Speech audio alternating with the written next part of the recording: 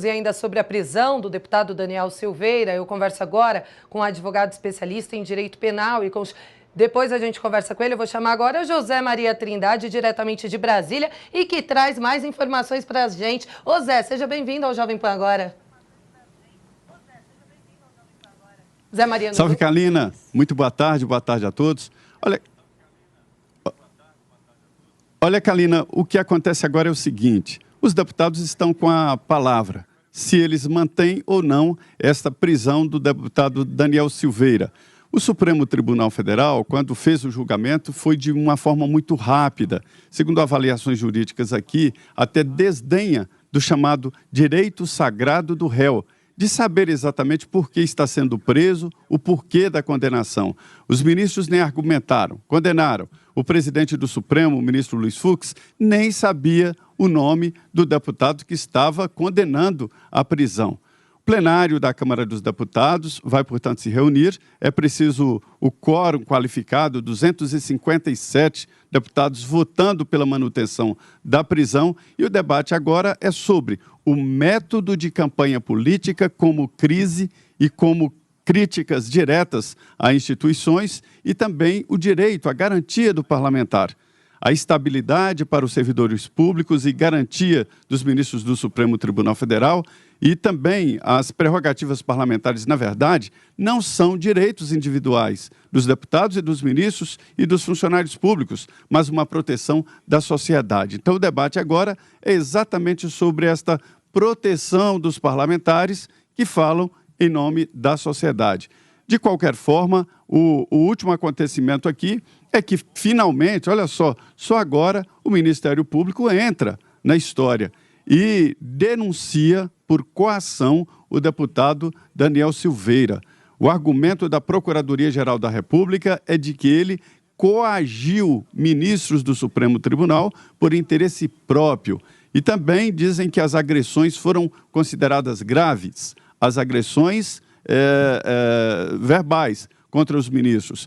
Então, a situação dele se complica e tudo agora depende exatamente do plenário da Câmara. Trata-se de uma avaliação política.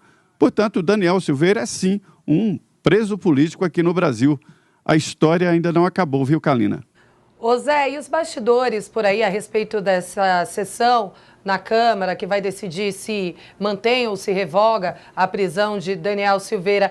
Que bucha pegou Arthur Lira, hein, Zé? A primeira bomba que ele pega aí, é ele que acabou de assumir a presidência da Câmara. E ele tem 2 processos no Supremo Tribunal Federal. É um réu, será julgado no Supremo. Se a Câmara tirar do Supremo Tribunal Federal esta decisão, acaba comprando briga em nome do deputado Daniel Silveira. E o presidente Arthur Lira, que não é bobo nem nada, quer se manter um pouco distante disso, daí a força que ele dá à mesa diretora e ao plenário da Câmara dos Deputados para essa decisão, né?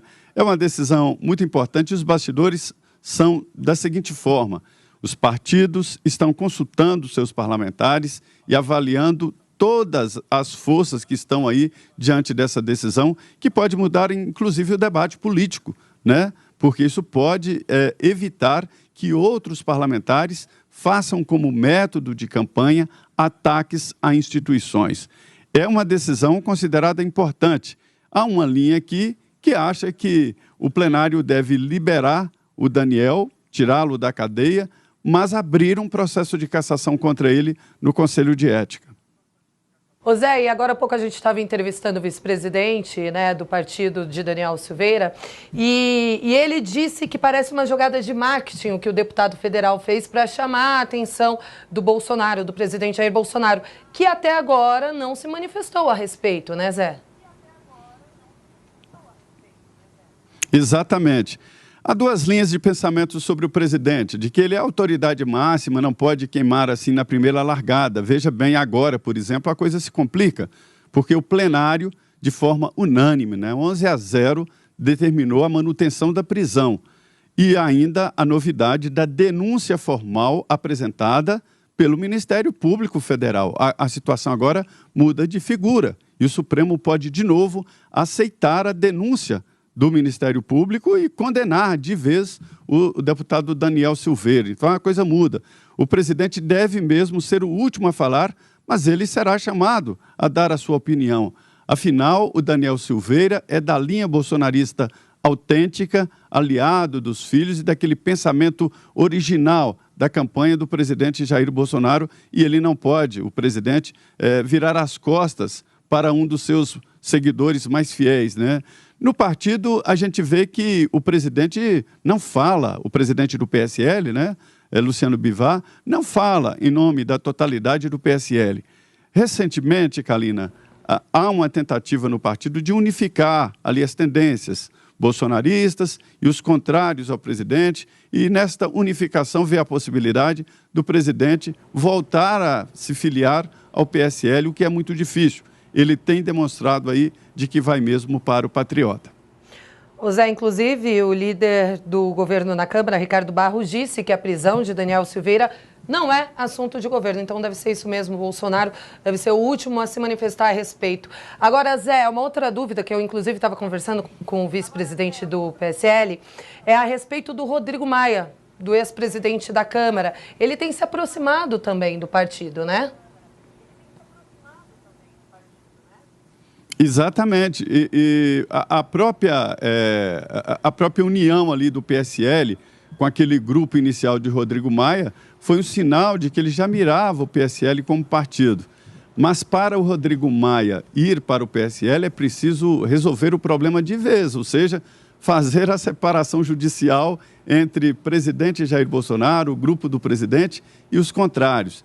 É que muita gente no PSL entende que, longe do presidente Jair Bolsonaro, o partido não tem chances de emplacar, pode até deixar de existir em pouco tempo, porque vai ter que conseguir ultrapassar as barreiras, né, que foram colocadas na legislação eleitoral, e é muito difícil. Então, o sentimento de sobrevivência pode retornar o PSL para o ninho Bolsonaro, e aí inviabiliza a entrada de Rodrigo Maia, que é a oposição.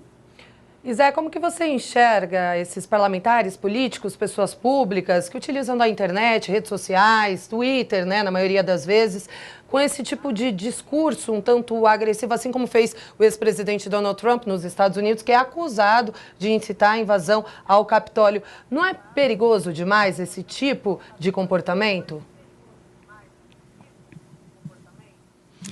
Essas novas comunicações, elas acabaram produzindo políticos, produzindo pessoas públicas de forma diferente do que acontecia com as formas tradicionais de comunicação. O próprio presidente Jair Bolsonaro, ele já fazia esse tipo de política há muito tempo, né? Ele se mantinha exatamente com esse discurso. Sempre foi assim, de questionar o sistema. E agora, com as mídias sociais, isso se avolumou e muito, chegou a ponto de eleger governadores, eleger presidente da República. O presidente Jair Bolsonaro era praticamente um presidente eleito de forma avulsa. Não tinha uma força partidária sustentando a candidatura do presidente Jair Bolsonaro. Isso se firmou. Cada estado tem o seu 1 ou 2 deputados eleitos exatamente na base dessas comunicações rápidas. Perfeito. E isso mudou a forma como os políticos trabalham. Hoje a gente vê no plenário da Câmara dos Deputados só parlamentares com os celulares levantados, filmando tudo, ou seus assessores acompanhando o deputado, filmando tudo e mandando para a internet. Perfeito, então mudou completamente a forma de se fazer política. Kalina, diante dessa nova realidade, o monopólio da política saiu das mãos dos políticos e acabou nas mãos de todos. Isso é bom, oxigena, né? Oxigena, dá um novo gás, mas é que existem alguns que exageram mesmo, né? Perfeito, Zé. Brigadão, viu, pelas informações. Bom trabalho para você.